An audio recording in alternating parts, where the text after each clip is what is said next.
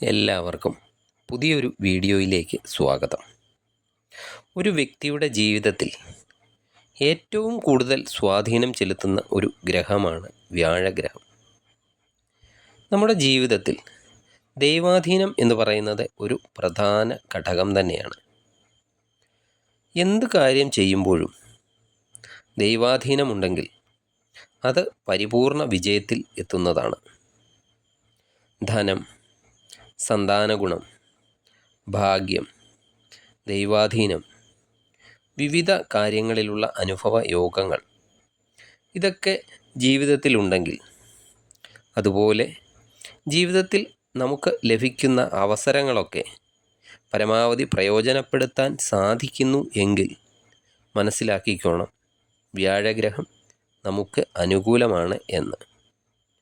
നിങ്ങളുടെ ജാതകത്തിൽ മറ്റെല്ലാ ഗ്രഹങ്ങളും പ്രതികൂലം ആണെങ്കിലും വ്യാഴം മാത്രം അനുകൂല സ്ഥാനത്ത് ആണെങ്കിൽ ജീവിത വിജയം നേടാൻ സാധിക്കുന്നതാണ്.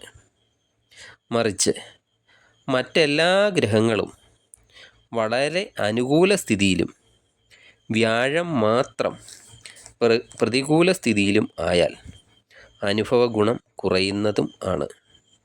അതായത് നിങ്ങൾക്ക് സകല സൗഭാഗ്യങ്ങളും ഉണ്ടായാലും അത് അനുഭവിക്കാൻ ഒരു യോഗം ഇല്ലാതെ വരിക, ഇതൊക്കെ വ്യാഴത്തിൻ്റെ പ്രതികൂല സ്ഥിതി ആണ്. വ്യാഴത്തിന് അത്രയ്ക്ക് പ്രാധാന്യം ഉണ്ട് ജാതകത്തിൽ. വ്യാഴഗ്രഹം 2025 മെയ് മാസം 14 ഇപ്പോൾ നിൽക്കുന്ന ഇടവം രാശിയിൽ നിന്ന് രാശി മാറി മിഥുനം രാശിയിലേക്ക് വരികയാണ്. ഈ രാശിമാറ്റം മൂലം ഓരോ രാശിക്കാർക്കും പലവിധ ഗുണദോഷ ഫലങ്ങളാണ് ഉണ്ടാകുക. അത് എന്തൊക്കെയാണ് എന്നതിനെപ്പറ്റിയാണ് നമ്മൾ ഈ വീഡിയോയിലൂടെ പരിശോധിക്കാൻ പോകുന്നത്. മേടക്കൂറിൽ വരുന്ന നക്ഷത്രങ്ങളായ അശ്വതി, ഭരണി, കാർത്തികയുടെ ആദ്യത്തെ കാൽഭാഗം വരുന്ന നക്ഷത്രക്കാർക്ക് ഇപ്പോൾ വ്യാഴം ചാരവശാൽ അവരുടെ 2ാം ഭാവത്തിലൂടെയാണ് സഞ്ചരിക്കുന്നത്.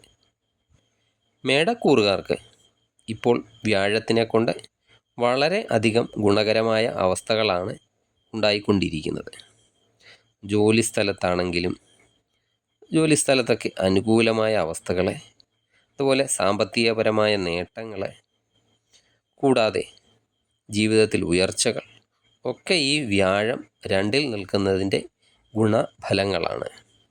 നിങ്ങളുടെ ജാതകത്തിൽ ഇനി വ്യാഴം അനുകൂലമല്ലെങ്കിൽ ഈ പറയുന്ന ഗുണങ്ങളൊന്നും ലഭിക്കണം എന്നില്ല. ബാക്കി വരുന്ന മേടക്കൂറുകാർക്ക് ഇപ്പോൾ നടക്കുന്ന സമയം വളരെയധികം ഗുണകരമാണ്.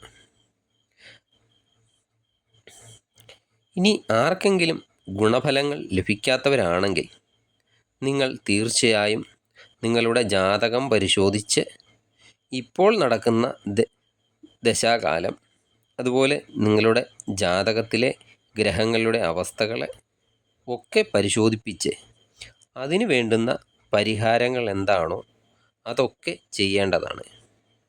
വ്യാഴം രാശി 2025 മാറുമ്പോൾ മേടക്കൂറുകാരുടെ 3ാം ഭാവത്തിലേക്കാണ് രാശി മാറി വരുന്നത്. 3ലേക്കുള്ള ഈ രാശി മാറ്റം ഇപ്പോൾ നിങ്ങൾക്ക് നടക്കുന്ന അവസ്ഥയുടെ അത്രയും ഒരു ഗുണം വ്യാഴത്തിൽ നിന്ന് നിങ്ങൾക്ക് ലഭിക്കണം എന്നില്ല. കാരണം 3ാം ഭാവം വ്യാഴത്തിന് അത്ര ഒരു അനുകൂല സ്ഥാനം അല്ല. കൂടാതെ വ്യാഴത്തിൻ്റെ ശത്രുവായ ബുധൻ്റെ രാശിയിലേക്കും കൂടിയാണ് വ്യാഴം രാശി മാറി വരുന്നത്. സാമ്പത്തികമായി ഒരു മോശം കാലഘട്ടത്തിലേക്കാണ് നിങ്ങൾ ഇനി കടക്കാൻ പോകുന്നത് എന്ന ചിന്ത എപ്പോഴും നിങ്ങൾക്ക് വേണ്ടതാണ്. കാരണം ശനിയും രാശി മാറുന്നു 2025. അത് നിങ്ങൾക്ക് കണ്ടകശനിയായി വരുന്നു. അതായത് 12ാം ഭാവത്തിലേക്കാണ് മേടക്കൂറുകാർക്ക് ശനി കണ്ടകനായി വരുന്നത്. അതിനാലൊക്കെ ചിലവുകളൊക്കെ വർദ്ധിക്കുന്ന സമയം ആയിരിക്കും ഈ 2025. ഇനി വരുന്ന സമയങ്ങളിലൊക്കെ ഊഹക്കച്ചവടങ്ങളൊക്കെ പരമാവധി ഒഴിവാക്കേണ്ടതാണ്. അതുപോലെ ലോട്ടറിയൊക്കെ എടുക്കുന്നവരാണെങ്കിൽ അതൊക്കെ പരമാവധി കുറയ്ക്കുക. ഷെയർ മാർക്കറ്റിലൊക്കെ നിക്ഷേപം നടത്തുന്നവരാണെങ്കിൽ അതിനെക്കുറിച്ചൊക്കെ പരമാവധി പഠിച്ചതിനൊക്കെ ശേഷം മാത്രം നിക്ഷേപങ്ങളൊക്കെ നടത്തുക. അതുപോലെ പണം ഇടപാടുകളൊക്കെ നടത്തുമ്പോൾ ഒരു പ്രത്യേക ശ്രദ്ധ തന്നെ വേണം.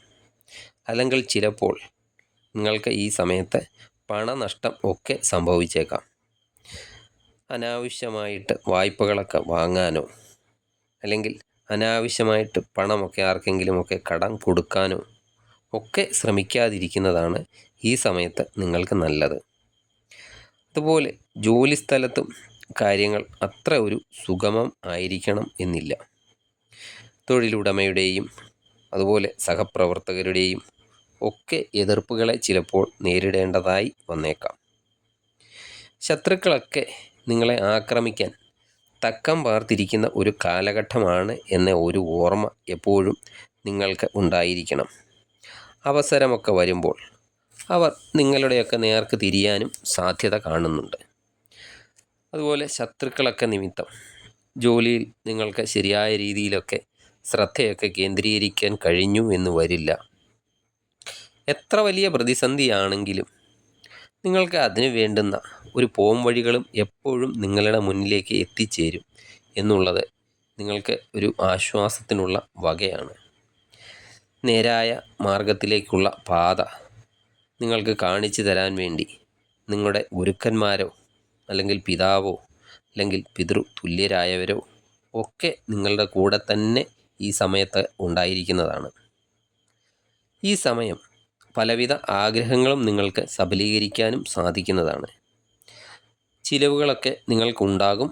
എങ്കിലും ഈ ആഗ്രഹങ്ങളൊക്കെ സാധിക്കുന്നത് ഒരു പോസിറ്റീവ് കാര്യം തന്നെ ആയിരിക്കും നിങ്ങളുടെ ജീവിതത്തിൽ. അതുപോലെ ഭാര്യ ഭർത്താക്കന്മാർ തമ്മിലുള്ള ബന്ധം ഈ സമയത്ത് വളരെയധികം നല്ലതായിരിക്കും. എന്നാൽ പങ്കാളിയുടെ ഭാര്യയാണെങ്കിൽ ഭർത്താവിൻ്റെ, ഭർത്താവാണെങ്കിൽ ഭാര്യയുടെ ഒക്കെ ആരോഗ്യകാര്യത്തിൽ അല്പം ശ്രദ്ധ കൊടുക്കണം. അതുപോലെ ഈ മതപരമായ കാര്യങ്ങളിലൊക്കെ നിങ്ങൾക്ക് പങ്കെടുക്കാൻ സാധിക്കുന്നതാണ്. അതുപോലെ ക്ഷേത്ര സംബന്ധമായ കാര്യങ്ങളിലെ ഒക്കെ നിങ്ങൾക്ക് ശ്രദ്ധ കൂടുന്നതാണ്. അതുവഴിയൊക്കെ ചിലവുകളും ചിലപ്പോൾ നിങ്ങൾക്ക് ഉണ്ടായേക്കാം. വിദേശ യാത്രയ്ക്കൊക്കെ ശ്രമിക്കുന്നവരാണെങ്കിൽ നിങ്ങൾക്ക് അതിനുള്ള ആഗ്രഹങ്ങളൊക്കെ പൂർത്തീകരിക്കാൻ സാധിക്കുന്നതാണ്. അതുപോലെ വേറൊരു കാര്യം, നിങ്ങളുടെ സുഹൃത്തുക്കളുമായും അതുപോലെ സഹോദരങ്ങളുമായും ഒക്കെ തർക്കങ്ങളൊക്കെ ഉണ്ടെങ്കിൽ അതൊക്കെ പരമാവധി ഈ സമയത്ത് ഒഴിവാക്കാൻ ശ്രദ്ധിക്കേണ്ടതാണ്. വിവാഹമൊക്കെ വളരെ കാലമായിട്ട് നടക്കാതെ ഇരിക്കുന്നവരൊക്കെ ആണെങ്കിൽ ഈ സമയത്തൊക്കെ അവർ കാര്യമായി ഒന്ന് ആലോചിച്ചാൽ ഈ സമയത്ത് വിവാഹം നടന്നു കിട്ടുന്നതാണ്. അതുപോലെ നിങ്ങളുടെ വീട്ടിൽ നല്ല കാര്യങ്ങളൊക്കെ നടക്കാനും സാധ്യതയുണ്ട്.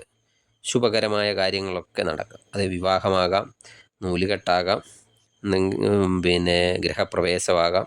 ഇങ്ങനെയുള്ള കാര്യങ്ങളൊക്കെ നടക്കാനും സാധ്യതയുണ്ട്. അതുപോലെ തലവേദന, ഇനി ലിവർ സംബന്ധമായ അസുഖങ്ങൾ, ഇതൊക്കെ നിങ്ങൾക്ക് ഈ സമയത്ത് ഉണ്ടാകാൻ സാധ്യതയുണ്ട്. അതുപോലെ മറ്റെന്തെങ്കിലും അസുഖങ്ങളൊക്കെ ഉള്ളവരാണെങ്കിൽ അത് കൂടാതെ ആവശ്യമായ സന്ദർഭങ്ങളിലൊക്കെ അതിനു വേണ്ട ചെക്കപ്പൊക്കെ നടത്തുക. അതുപോലെ നിങ്ങൾക്ക് അനാവശ്യമായ ഉത്കണ്ഠ ഈ സമയത്ത് പരമാവധി ഒഴിവാക്കാനും ശ്രമിക്കുക. അതുപോലെ അനാവശ്യമായിട്ടുള്ള യാത്രകൾ എല്ലാം പരമാവധി ഒഴിവാക്കുക. ഇനി എന്തെങ്കിലുമൊക്കെ ആവശ്യമായിട്ടൊക്കെ ബന്ധപ്പെട്ട് ദൂരയാത്രകളൊക്കെ പ്ലാൻ ചെയ്യുന്നവരാണെങ്കിൽ കഴിയുമെങ്കിൽ അത് പിന്നത്തേക്കോ മാറ്റിവെക്കുന്നത് വളരെ നല്ലതായിരിക്കും. കാരണം ആ യാത്ര കൊണ്ടുള്ള ഫലം നിങ്ങൾ ഉദ്ദേശിക്കുന്ന രീതിയിൽ ഒരു പക്ഷേ നിങ്ങൾക്ക് ലഭിക്കണം എന്നില്ല. ഇത്രയൊക്കെ കാര്യങ്ങളാണ് ഈ വ്യാഴമാറ്റം മൂലം നിങ്ങൾ ശ്രദ്ധിക്കേണ്ടത്. ഇനി ജാതകത്തിൽ വ്യാഴം സ്വക്ഷേത്രത്തിലോ അല്ലെങ്കിൽ ഉച്ചത്തിലോ നല്ല സ്ഥാനബലത്തോടെയോ ഒക്കെ ഇരിക്കുന്നവരാണെങ്കിൽ അവർക്ക് യാതൊരുവിധ ദോഷഫലങ്ങളും ഈ ചാരവശാലുള്ള മാറ്റത്താൽ ഉണ്ടാകുന്നതും അല്ല. ഇനി വ്യാഴപ്രീതി വരുത്താൻ ഗുരു കാരണവന്മാർക്ക് ദക്ഷിണയോ ദാനമോ ഒക്കെ നടത്തുന്നത് വളരെയധികം നല്ലതാണ്.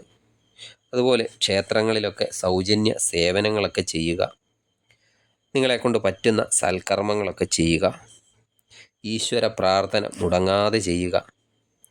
വ്യാഴാഴ്ച തോറും വിഷ്ണു ക്ഷേത്ര ദർശനം നടത്തി കഴിയുന്ന വഴിപാടുകളൊക്കെ നടത്തുക.